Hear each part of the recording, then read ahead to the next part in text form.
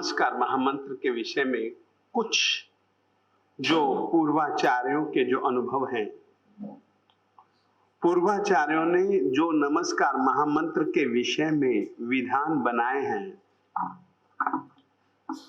उन विधानों के विषय में अपन लोग कुछ बातें करना प्रारंभ कर रहे हैं।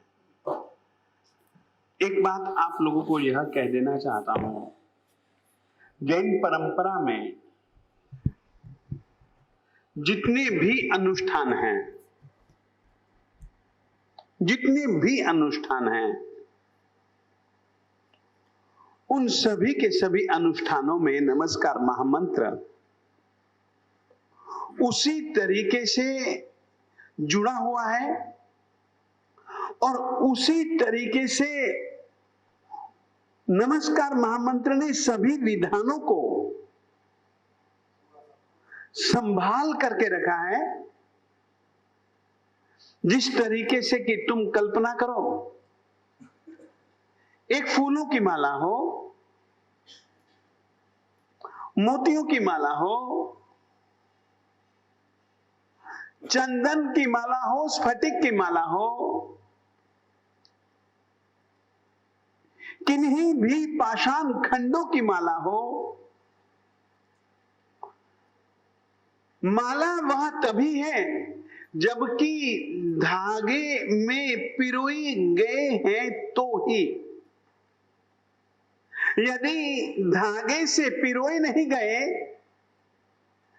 तो फूल फूल है, माला नहीं। मोती मोती है, मोतियों की माला नहीं। स्फटिक है, स्फटिकों की माला नहीं। जिस तरीके से माला में धागे का महत्व है, धागा उन सबको संभाल करके रखता है, वैसे जैन परंपरा में जितने भी अनुष्ठान हैं, उन अनुष्ठानों को जोड़े रखने वाला और उन अनुष्ठानों में जुड़ा हुआ अगर कोई तत्व है, अगर कोई तत्वमय मंत्र है, तो वह एकमात्र नमस्कार महामंत्र है। नमस्कार महामंत्र के विषय में अलग अलग आचार्यों ने अलग अलग रीति से बहुत कुछ कहा है।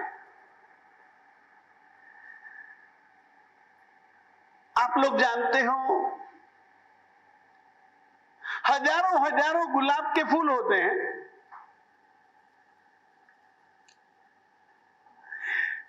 व्यक्ति को यदि इत्र बनाना होता है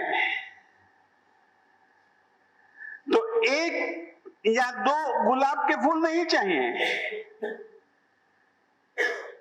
सैकड़ों सैकड़ों हजारों हजारों फूल, और उन फूलों को इत्र बनाने की विधि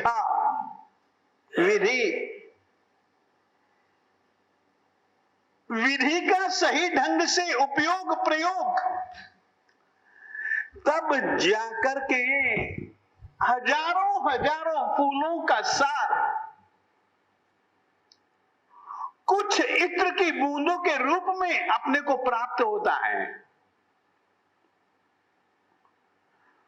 फूलों की गंध की अपेक्षा इत्र में पाए जाने वाली फूलों की गंध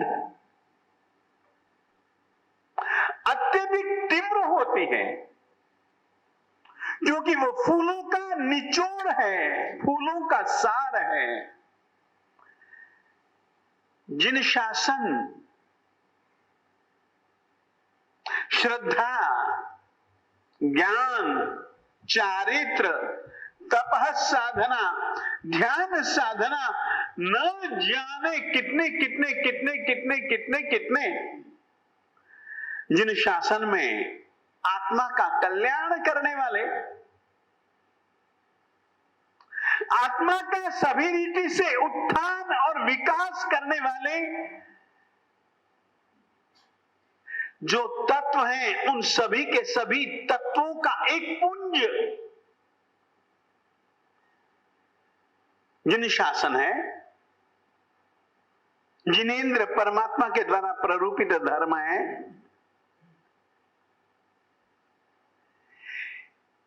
जैसे फूलों का सार इत्र है, जिन शासन का सार क्या है?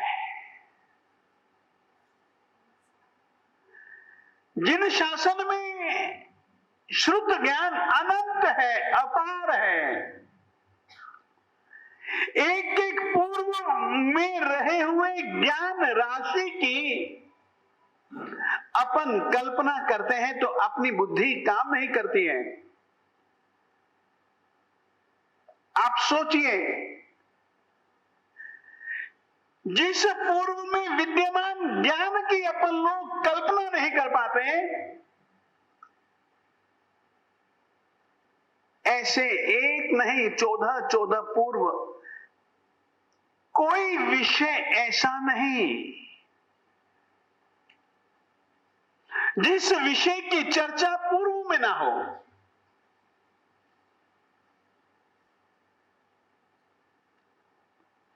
ऐसे शुद्ध ज्ञान में 14 पूर्वों का समुद्धार क्या है? तो एक ही उत्तर मिलता है, जिन शासनस्य सारो 14 पुवानम जो समुद्धारो। जिन शासनस्य सारो, जिन शासन बहुत बड़ी चीज है। आपको कहना चाहता हूं, पहाड़ मेरू पर्वत बहुत बड़ी चीज है। क्या शिला के साथ उसकी बराबरी की जा सकती है? माना शिला उसी पहाड़ का हिस्सा है, परंतु हिस्सा छोटा है। कुल पहाड़ बहुत बड़ा है। जिन शासन पहाड़ है, 14 पूर्व उसकी शिला है।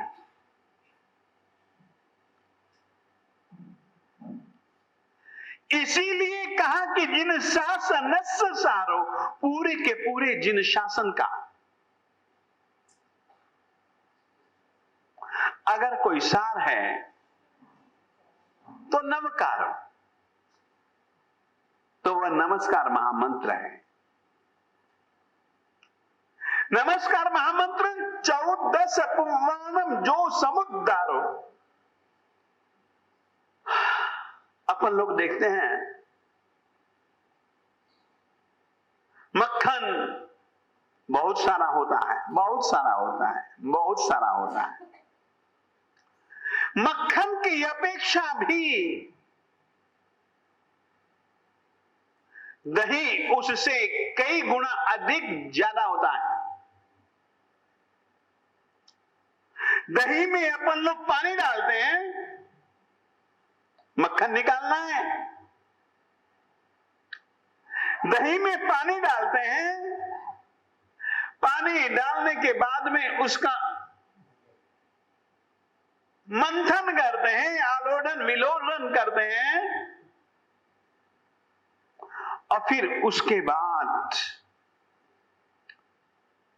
छाछ में से मक्खन थोड़ा सा निकलता है।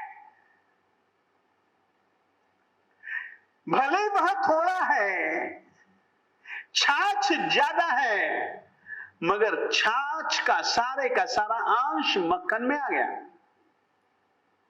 सार अंश मक्खन में आ गया। हमें तो मक्खन नहीं, घी चाहिए। मक्खन भी ज्यादा होता है।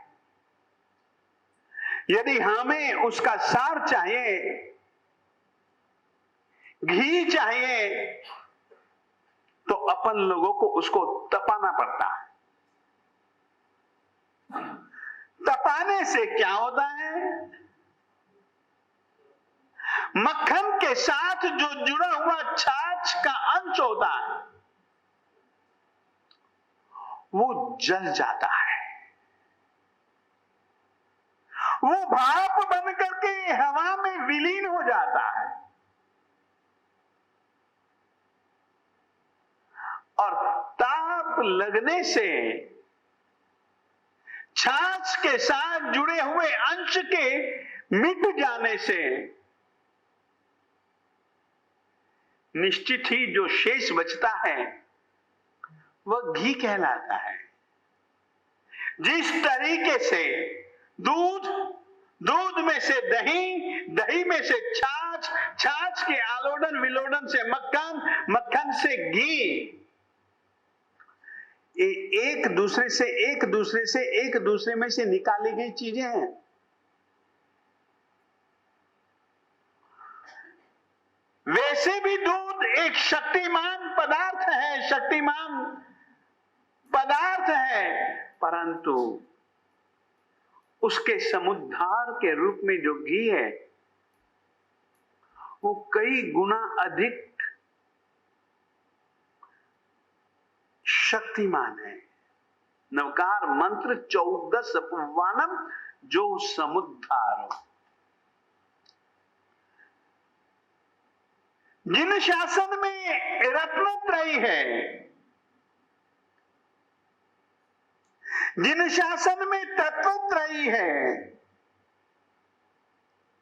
जिन शासन में सभी तीर्थंकर भगवंत, सभी सिद्ध भगवंत, सभी आचार्य, सभी उपाध्याय और सभी साधु भगवंत हैं, परंतु इन सब का अगर निचोड़ अगर किसी में है तो वह एकमात्र नमस्कार महामंत्र में है। इसकी आराधना का फल क्या?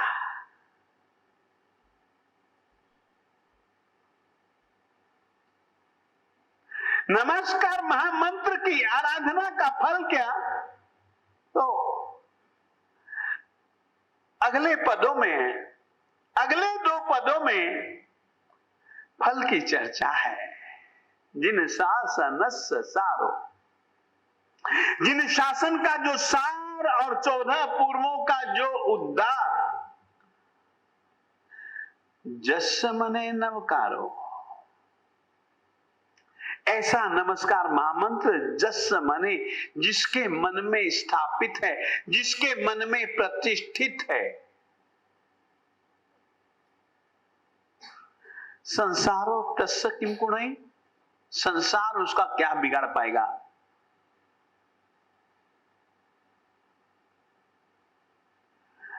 कवच पहन करके युद्ध भूमि में जाने वाले सैनिक जो अस्त्र शस्त्रों के प्रहारों से बच जाते थे,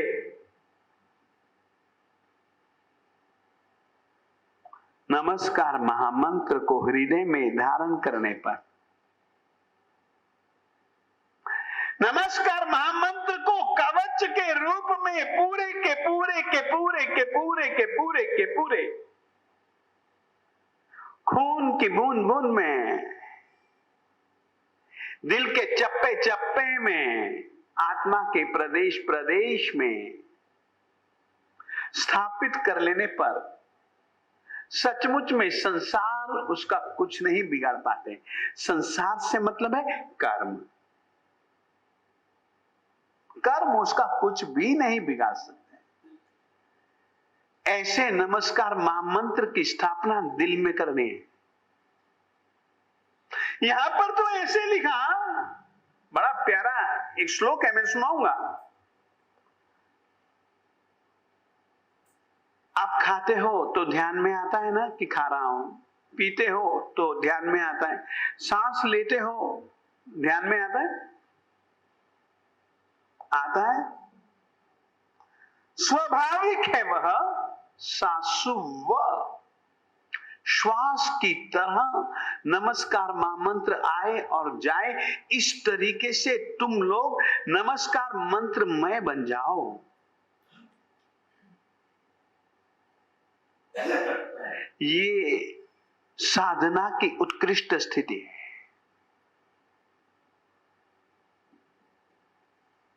ऐसी उत्कृष्ट स्थिति को तुम लोग भी पाओ। यहां लिखा है 3 लोक हैं, 3 लोक हैं। कल्पना करो, ये पट्टा, इसको 3 विभागों में बांटोगे तो 3 विभागों के रूप में बढ़ जाएगा। एक तो ऊपरला, ये ऊपरला हिस्सा है, ये पावे, ये सब नीचे से जुड़े हुए हैं, नीचे भी है ऊपर भी है, तो बीच में भी तो है ना। लोक के 3 विभाग हैं, ऊर्ध्वलोक, अधोलोक और मध्यलोक, तिर्यक लोक भी इसको कहा जाता है। ये कहते हैं ओढ़माओ तिर्यम्मी जिण नवकारो पहाण ओ नवरम। तीनों लोकों में 100, 200, 1000, 10,000, 50,000, लाख, करोड़ नहीं, असंख्यता मंत्र हैं। और याद रखिए, प्रत्येक धर्म परंपरा के पास मंत्र हैं। मंत्र किस लिए हैं? हेतु सिद्धि के लिए मंत्र हैं। पुद्गल में शक्ति होती है, औषधियों में ताकत होती है, जड़ी बूटियों में जैसी ताकत होती है वैसी ताकत अक्षरों में होती है।